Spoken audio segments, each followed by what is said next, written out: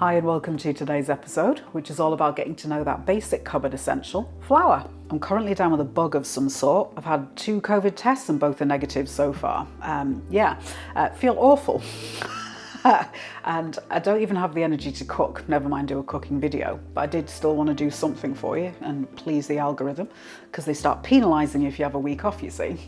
I figured today would be a good time to take you on a bit of a deeper dive into flour. I'll put together a playlist for you and put the link in the description of all the videos where I've used flours in the past so you can see them kind of in use. So we'll go right back to basics and start with wheat flour, because that's the one that most people are going to be familiar with if you've done any kind of cooking or home ec in school. You're using typically wheat flour. Wheat is a grass. So you've got a long kind of stalk, and then at the tip of it, you've got the ear almost. There's a kernel, and then there's the husk on the outside. It's kind of a pointy shape, a bit like a teardrop. It's that kind of shape. They process it by removing that outside casing, and then you're left with just a little wheat berry inside. Historically, grinding flour was done by rubbing it between 2 heavy stones.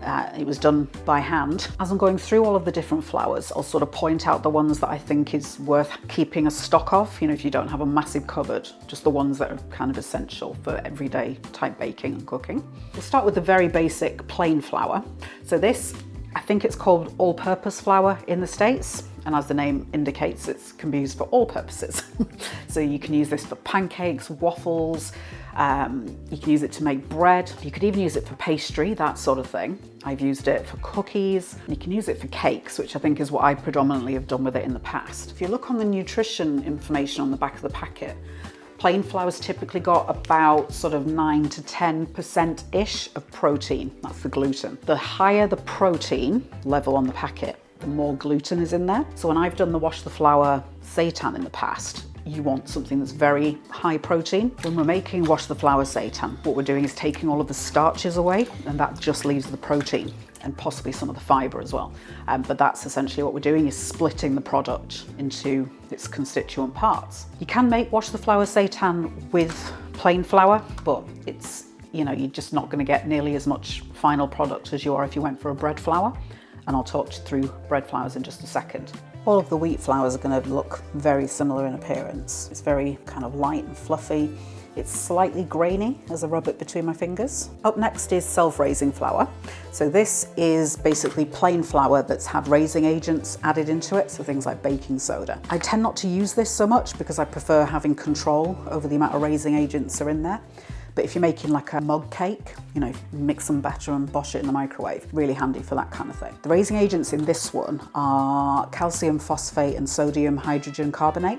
So yeah, just things that react to water, or liquids I should say, and create bubbles and lift. So that's where you get the kind of airiness. Is it worth having? Maybe? I don't know. I'd say not. I'd say go for a plain flour and buy a tub of baking soda. Quick note on the difference between baking soda and baking powder. Baking powder is baking soda that has got flour in it, and there is something else in there as well. I can't think of what it is off the top of my head. I'll stick a note in. Some recipes use both. Not sure why. I just follow other people's recipes. So there's the self-raising flour. So yeah, it looks exactly the same, near enough to the plain flour, which you could kind of expect, and it has the same amount of graininess. I'll move on to bread flours next. So this one on the back of this packet, this has got 15.5 grams of protein. So that's like 6 grams more than the plain flour. The reason in bread making especially that you'd want more gluten is that it forms that tight structure, so that when you cut into it, it's not crumbling apart like a cake would. It retains this structure so that you get nice slices for sandwiches. I've also got a package somewhere of Canadian bread flour, and that's got even higher protein in it still. I want to say 17.5%, something like that, maybe even 19. So again, it's got even more gluten in there, and I'm saving that packet to make some seitan with at some point. So I thought I'll show you the brown one because the white is going to look similar to the plain flour, whereas the brown has quite a different appearance. So brown bread flour typically means it's got the bran in there as well. So if you can see little dark flecks in there, that's the outer husk that's removed, and then they kind of blitz that down as well. And so that gives a nice bit of texture in the bread or whatever baked good you're making. I use this for the chicken drumsticks that I made, just to give a bit of extra texture in there. Flours are somewhat interchangeable.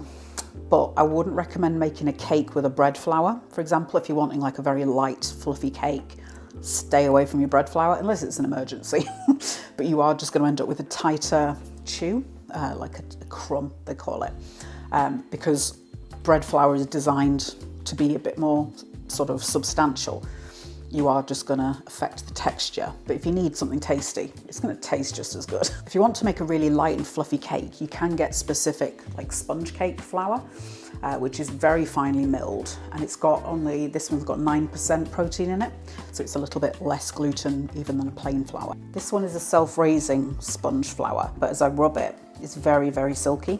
It's almost as fine as a starch, like a cornstarch kind of thing, but not quite that light. I have used bread flour to make cookies before, and it doesn't really, they don't suffer for it. Sometimes it can even be a bit of a benefit. So the maple pecan cookies, I use bread flour in those ones, and it just makes slightly sort of chewier, crunchier kind of cookie, which is really pleasant. That's a quick rundown on wheat flours. So I thought I'd mention a few of the kind of gluten-free flours that I use. Some of these are used partly to be gluten-free, but also because they've got other properties as well. Buckwheat flour is a really good one for making kind of meat substitutes. If I make any kind of burgers or meatball type things, I'll often use the buckwheat flour as a binder and a bulker.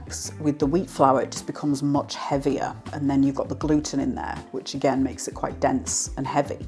Whereas the buckwheat flour binds everything together, adds some bulk into there, but it's not too heavy. Buckwheat is also a complete protein, so it's really useful if you're making bean burgers, tofu burgers, or meatballs, that kind of thing, so you get all 9 of the essential amino acids in there. Buckwheat flour is a little bit darker in colour than wheat flour. It's got almost a grey kind of hint to it, but it's very silky again, slightly grainy. Buckwheat's apparently quite good for making pancakes as well. I guess it makes them kind of fluffy and light. They're used in a Russian pancake called a blini. If I can find a picture, I'll swap one in for you so you can kind of see how fluffy and big they get. I don't have any gluten-free flour blend in at the moment. I've only got a bag of rice flour. This is just rice that's been ground down into a flour. This one is a blend of white and brown rice that have been ground down.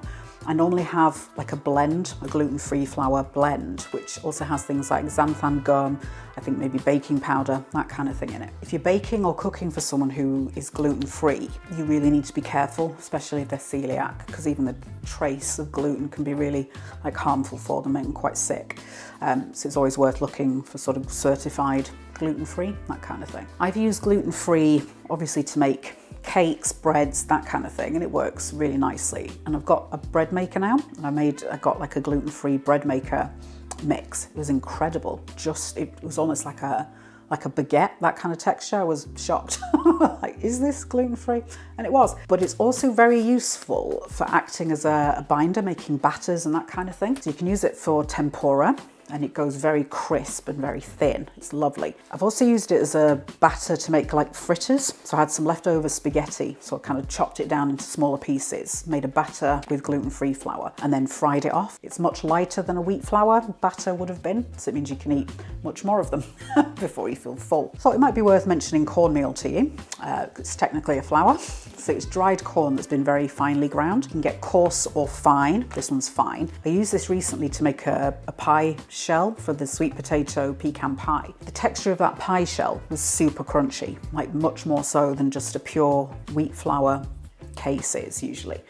So yeah, it's nice for getting that sort of shatteringly crunchy kind of delicious hint in a baked good if you want something super crunchy, and it maintained its crispness as well even after a couple of days of having something wet on it. So here's the cornmeal. It's got a very pale yellow kind of golden colour, really pretty. It is coarser than the wheat flour was, but you can see how fine it is. So for things like cornbread or baking cakes even, I've done it in that. It's definitely worth grabbing a bag and using a bit when you need it, if you've got the cupboard space. The last flour I'll talk you through is gram flour. You might also see it as besan. This one is a blend of chickpeas and yellow split peas. So they're dried beans and then they're blitzed down into a powder. This is quite common in Indian cookery. So they use it in things like chapatis or rotis. I can't remember which one. I'll stick a note in when I correct myself. This is a really nice one for gluten-free baking because it's got plenty of body to it. Whereas like the rice flour and other gluten-free flour blends, they're very starchy and it kind of hurts my teeth a little bit. Whereas this is more It behaves a little bit more like a wheat flour does. The peanut butter and jelly cookies that I did used the Bezan flour in that, and it's just got a very nice texture. If you've had a fig roll in the States, Fig Newtons, it reminds me of the outside, the kind of cakey, biscuity, cookie bit on the outside. The texture of that is a little bit like a biscuit made from gram flour. This has got a similar appearance to cornmeal. It's fine, but there is quite a bit of graininess in there. It also has a tendency to form lumps that are then very difficult to get back out again. If I added liquid to this now to try and get a batter, I'd really struggle to get the lumps out. So I'd recommend always sieving this one if you can. Apart from being brilliant for baking, gram flour is also really nice in cooking. So I've used it to thicken vegan chicken cacciatore, and also it makes like a nice omelette type of substitute. Make a thick batter with gram flour, and you can use water or even stock, that kind of thing. Pour it over some fried veggies and then flip it over after 10 minutes or so. The texture becomes very similar to a Spanish omelette tortilla kind of thing. It's a very versatile flour, this one, so I definitely recommend getting a bag of this and keeping it in the cupboard. So that's a very brief kind of overview of all the flours I've got in the house, and I'm about to collapse, so I'm gonna head back to bed. But if you've got any questions or comments, stick them down in the comments and I'll do my best to answer what I can for you. And if I don't know, I'll point you in the right direction of where you can find out. Hit subscribe and tap the bell icon if you want more vegan recipes, ingredient insights and cooking know-how landing in your inbox each week. And then head over to this one.